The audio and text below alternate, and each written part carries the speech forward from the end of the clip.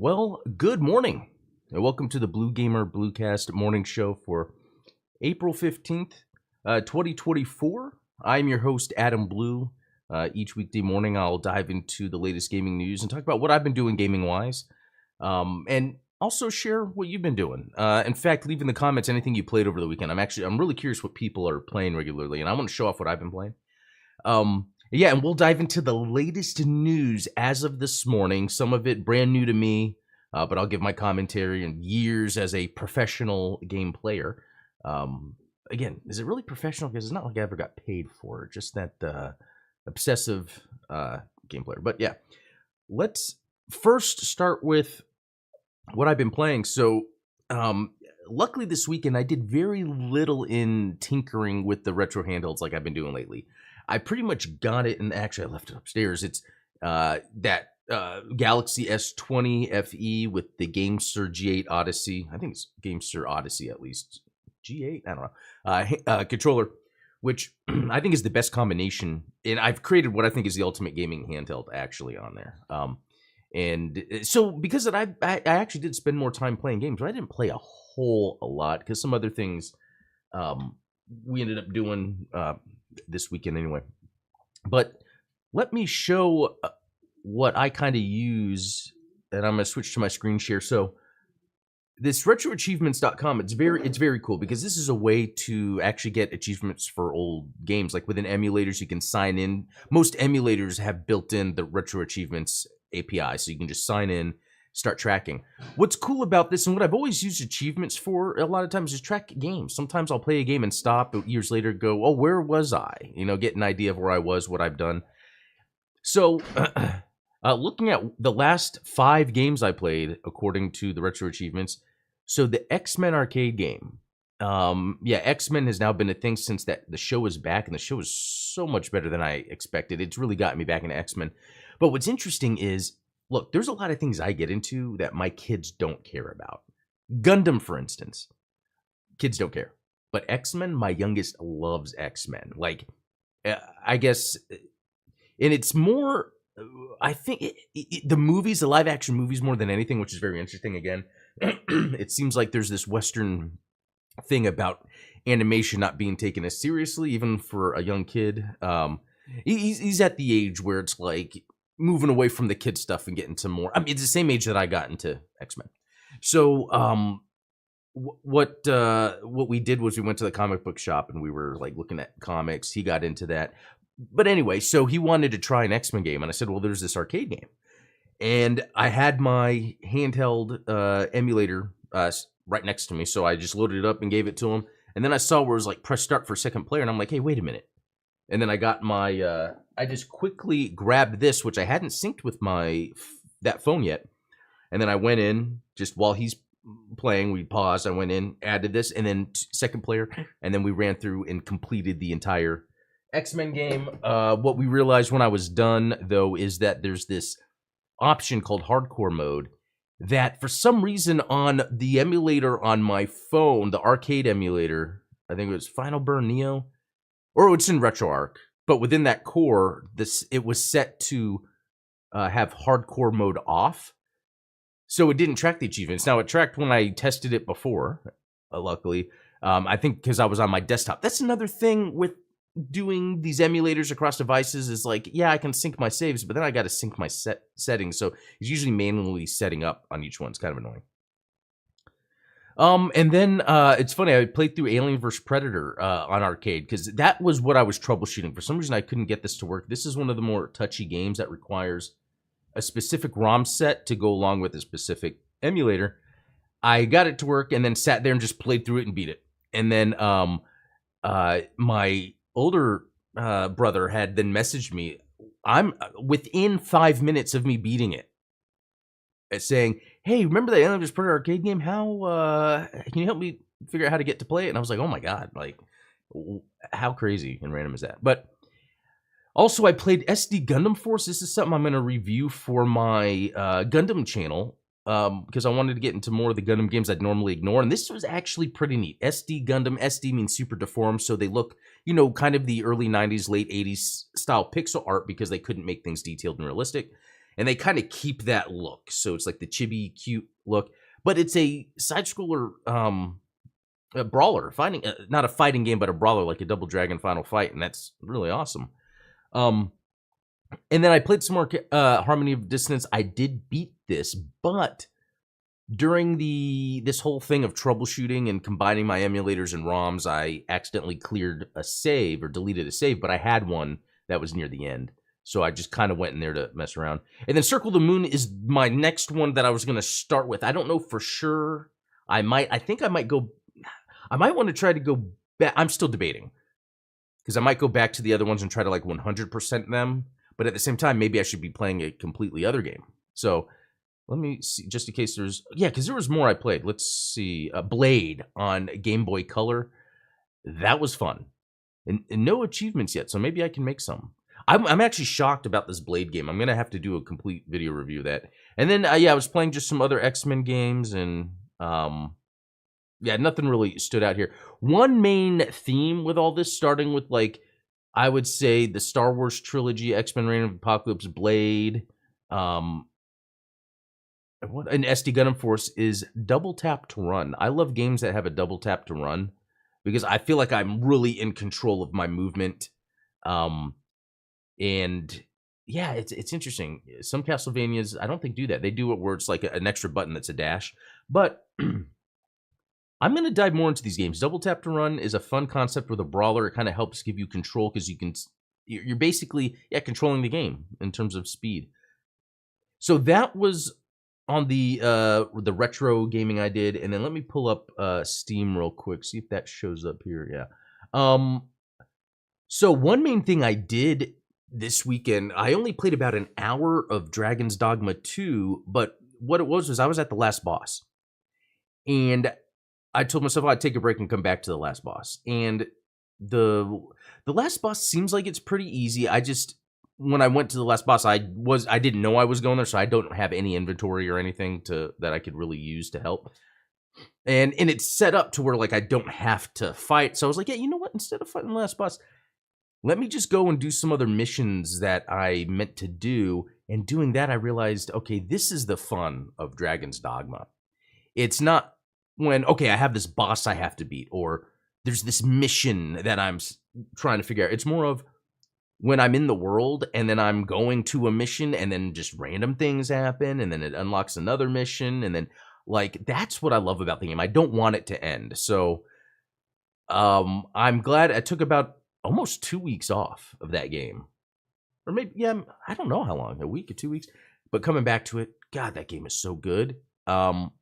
It just allows complete freedom, both your gameplay and imagination. I love games that don't have to hold your hand, and there's nothing wrong with it. Some people prefer that, but man, such a good game. Especially, it's allowed me to appreciate how much I don't care for lock-on. Locking on is a neat concept, but what that does is then the game becomes the 1v1. I like how it works with Dragon's Dogma, because even if I'm really like attacking one person, I have to have that spatial awareness. So if I have a shield on one side, make sure I'm turning, if someone's attacking me while I'm attacking someone else. There's something to not being locked on to an enemy and having the freedom to attack as you want and move around. I love it. So I jumped into some Metal Gear Solid 5, The Phantom Pain. I didn't play too much more, but this is a game I think I'm going to like just because, well, I did play Ground Zeroes and I thought it was just okay, but talking to a buddy of mine, Steven of the Midnight Hatter channel, there's a lot of times I'll explain things that make me excited about gaming, and then he will give me examples that are in Metal Gear Solid 5, and I'm like, wow. And then even playing, I'm approaching the game as as a developer, even though I'm not a developer. But like when I watch a movie and I'll break down, like, this is filmed this way. Playing Phantom Pain, I'm like, wow, the developers did this. Wow, they chose to do this. It's like I'm really excited with all the systems as I progress. It's pretty neat. Let's see, Double Dragon Guide and Rise of the Dragons. I don't think I played it this weekend. I think that was from last week when I did the rest of the DLC, which was fun. I finished. I feel like there needs to be a reason for me to go back to that game. I really like it, but there's other things to do. So I think that's about it. It was my gaming time was light, but it was quality. It was quality gaming time. Really neat stuff here. All right, let's jump into the news. I don't even think off the top of my head if there's any news I came across over the weekend. A lot of times, what's really cool is on the weekends, I can usually stay off the internet just from, since I'm not working and having to be at my computer, I'm usually at my computer when I'm playing a game or making a video. Otherwise, we're doing other random stuff around the house. But studios are at the mercy of this house of cards that is funding the system that we've built. Very interesting. This could be its own video. It's neat that someone is talking about this within the games industry. This is a greater problem, I think, in general, just of how corporations work in the United States. And I understand layoffs are part of it. In fact, I've almost myself just kind of, layoffs happen, so I need to position myself, but it wouldn't be neat if you didn't have to worry about that. So it's just interesting. They're tackling it from the game industry perspective, but this is a bigger issue. It's cool that they're talking about this stuff, though. Modder turns PS1 console into a working handheld. Yeah, that's pretty neat. With all of the handhelds that are out now, it's one, you can solve this problem easily. But the other point here is it's just really cool for someone to have a little project like this. And especially when it comes to designing a handheld, there are so many ways you can approach the ergonomics that, they can make something that they want. I'm sure they, you could easily just 3D print these shells. But in fact, this was funny. When I was showing my son all the retro handles and stuff, he's like, well, what if we built our own? I was like, So I looked online to source like parts, like the screen, the housing, like a lot of it, we could just design a 3D print ourselves. But it's really cool to see that these are projects people can tackle. I love it. All right, Final Fantasy XIV benchmark tool lets PC players check if they can still run it after its Dawn Trail update. Interesting. So I guess they got a new update that ups the graphics, which were pretty good because I thought the game didn't look that great. It's so funny. I never thought I would ever try this game. And the one time I was like, you know what, I'm going to give it a shot, was that time where there was too many people playing, so there wasn't the download available. And then I was like, okay, I guess I'll try it again later, and never did. It's so funny that I almost played this Final Fantasy MMO. All right, Final Fantasy VII Rebirth leads surge of new hits. Now, what do they mean by surge of new hits? Okay, here we go. So we do have the ranking here. So we've got Final Fantasy, and this again is Japan. Okay, Final Fantasy Rebirth. We got Peach, Princess Peach Showtime. We've got Rise of the Ronin, Dragon's Dogma 2. It's really cool seeing all these here. These are new games that I haven't played the Princess Peach Showtime. There's a demo, and I just deleted it yesterday when I was making space. I would love to get to that game. I'm just afraid it might lean too much into the easy. But you know what? My wife might enjoy that. Unicorn Overlord, Mario Kart 8 Deluxe, Donkey Kong Wonder, Unicorn Overlord, but on a console. So, interesting to see Konami up there. I feel like Konami is secretly still here all the time, especially with my love of Castlevania. But even Contra, and that I need to buy that Contra game. Gosh, there's so much to do. And it's funny because I just got the Way Forward Contra 4 loaded up and working. Love that game. And then they come out with this new one over 10 years later. It's pretty neat. Okay. Yeah, let's see what else. Star Wars Outlaws locks Jabba the Hutt mission behind 110 Premium Edition. So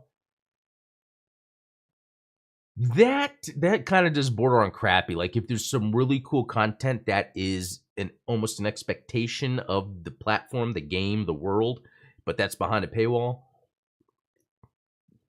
I mean, it could be that it's DLC. So, but if it's more of where, it's 110 because there's the base game, they added DLC.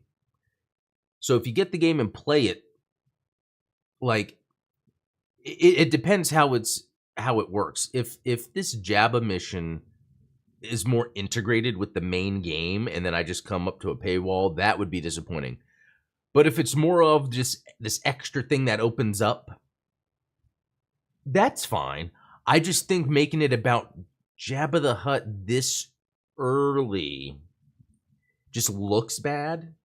It would be better if it was announced like afterwards, or if they went a different direction of marketing a DLC, a premium edition with a DLC that's more about the game mechanics than it's about a character. Because Jabba DLC, but what is it going to play? I don't even know how the game plays in the first place.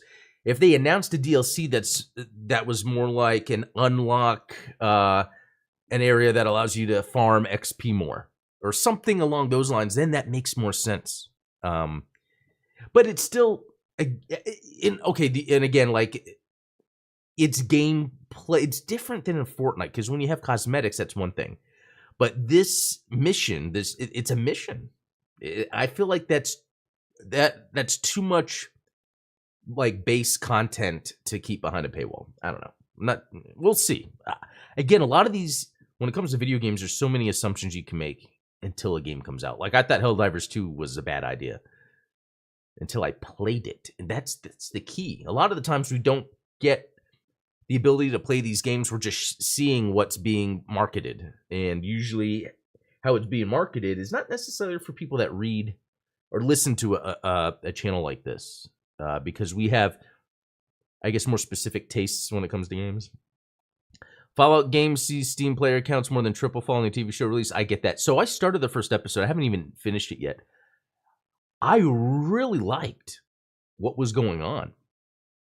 And I'd probably watch the rest of it. My one complaint, and I don't know if everyone would agree with this. I almost feel like it's weird that I'm making this complaint. I think sometimes it lingered on gratuity. It was gratuitous with its violence sometimes, a little too much. Now, that might be based on the game, but there was those long slow-mo scenes where I felt like, again, it's funny, I didn't even finish the episode yet, but it was like going on and on with a lot of violence, which, again, I like that stuff. But then my wife was like, okay, what are we watching? There's just people killing each other over and over. And I'm like thinking, okay, at this point, she might be right, because I'm really wanting to see more of this story play out. And they're really just focusing on this violence. And again, I'm the type of guy that likes violence and blood and gore. But it's not like I tuned into The Evil Dead. I tuned into the Fallout TV show, which, you know, maybe the game is super violent, but you are in control of the game. You're setting your pace. This TV show is setting our pace. Anyway, that's just kind of a weird complaint, because other than that, people are liking this. As far as I know, actually, I haven't looked into it too much. But it got me to think I should really try a Fallout game. I tried 3 in New Vegas, the originals, but I didn't like that type of combat. And then 3, I didn't like combat. Vegas seemed a little more interesting with its world, but again, I feel like there's this like jank and narrative weight in when it comes to Bethesda games. Like the narrative is more important, so then the jank is the kind of the base of the. Anyway, I hate to talk crap. I wouldn't mind trying out a Fallout game, but it's cool that they're seeing records break on Steam because of that, and that's how it should work. If a lot of people are playing it, but they're still playing it, that means it's good. And sometimes it's cool to have like additional things going on to get you excited about it. Like with me in the X-Men show, I wish they had announced or released an X-Men game, even a remake of the arcade or something like they had in that episode 4. Okay, Apple denies violating court order over alternative payments. Apple. Content warning sells 1 million units. So this was free for a little bit. It's $8. That's not bad, but it was free for a little bit, and I just didn't think I'd play it. But it's very neat. You know, just real quick, this game is basically you're a content creator. You have to think like a content creator as you're playing, as you're getting into these situations, recording things, and then like later on, you watch what you've created. I think I'd like to try that. That's not the type of gaming I'm usually into, but that's neat that this exists. Let's see. Japanese Pokemon Scarlet and Violet hacker arrested for selling modified Pokemon. Damn.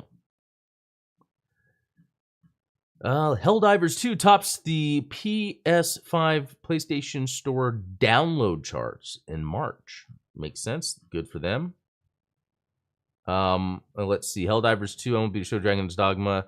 WWE, Madden, Star Wars Battlefront Classic. I feel like, there other than a couple games, it's like 10 years ago. This looks the same. I mean, even Battlefront could have been on there. Dragon's Dogma also, actually, because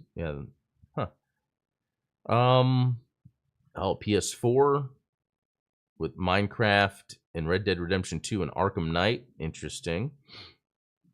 I feel like everyone could have already played them, but maybe it's the idea that there's always someone becoming of age where then they're into that. And if you think PS4, these top 3 games here are, pretty big.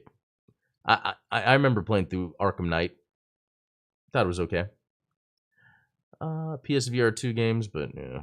PSVR. Okay, let's move on. It's not that interesting.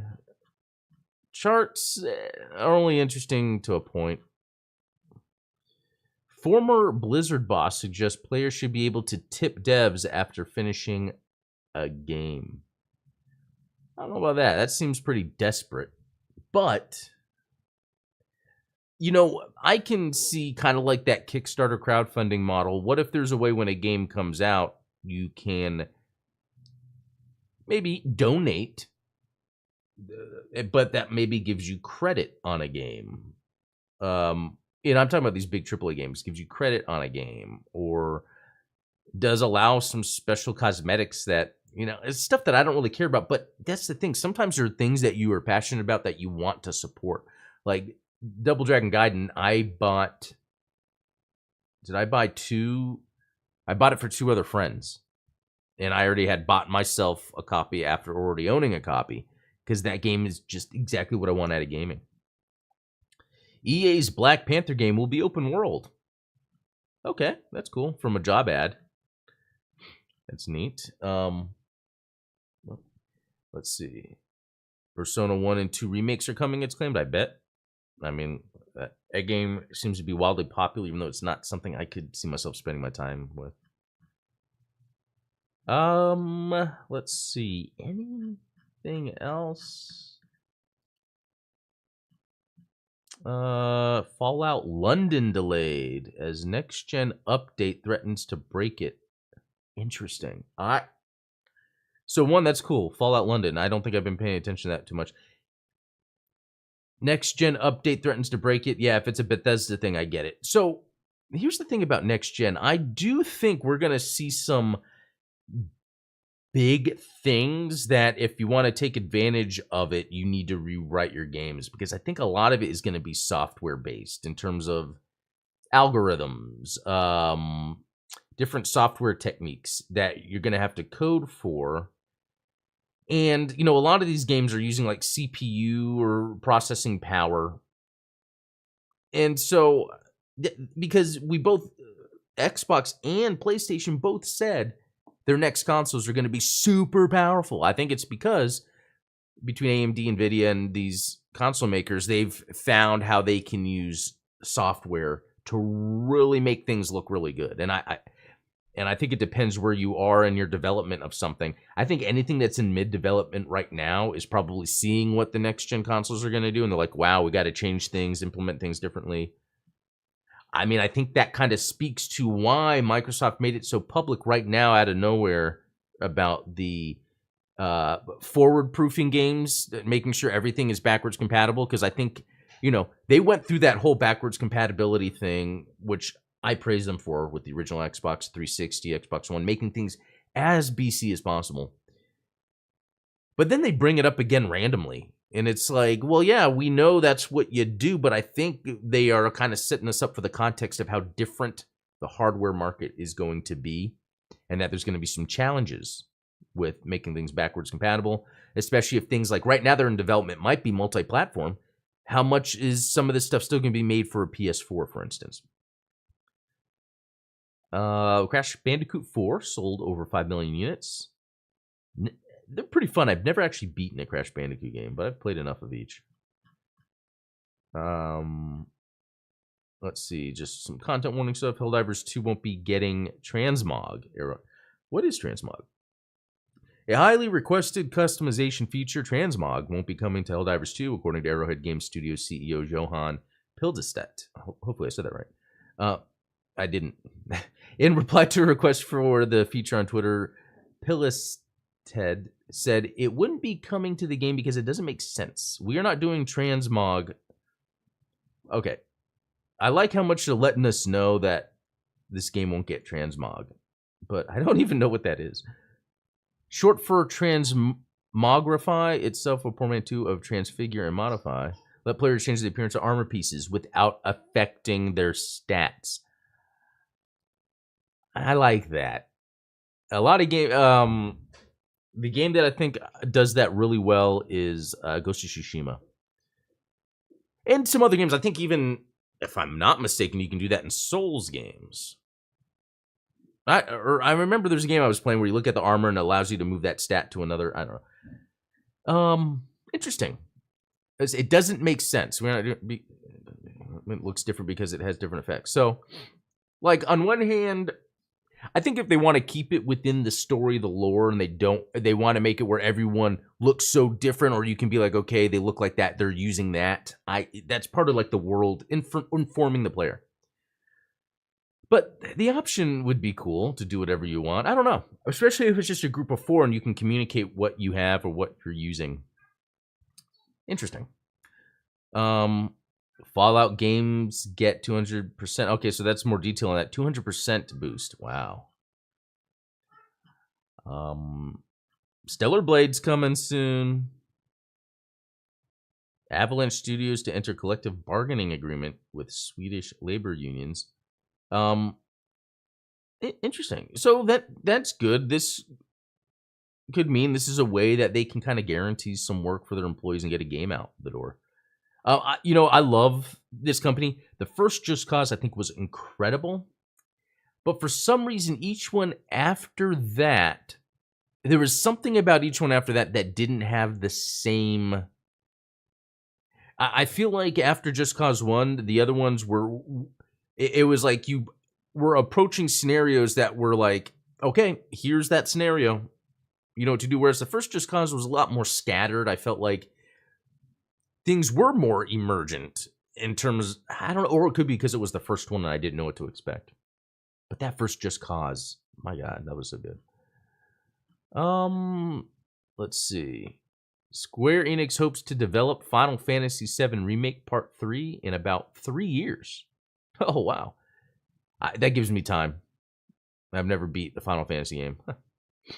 Some company called Possibility Space closes before shipping first game. Wow, and he emailed employees blaming them. Well, that's too bad, unfortunately. Okay, so yeah, the Avalanche Studios thing is a 2-year union contract. That's pretty nice. 2 years, I think, seems like a practical time to develop a game if you're supporting a developer that's going to ship something. That sounds like a good plan. So yeah, I'm down now at the 12th. So yeah, not too much crazy news that happens during the weekend, obviously. A lot of times the Monday show might be more about the games that I've been playing, but no, this has been a great show. Thanks for everyone that has tuned in. Put in the comments what you played over the weekend. I'm really curious what everyone else has been playing. And yeah, have a good rest of the day. Hope you had a good weekend and you have a good week, but we'll talk again tomorrow. So yeah, peace out. We'll talk later.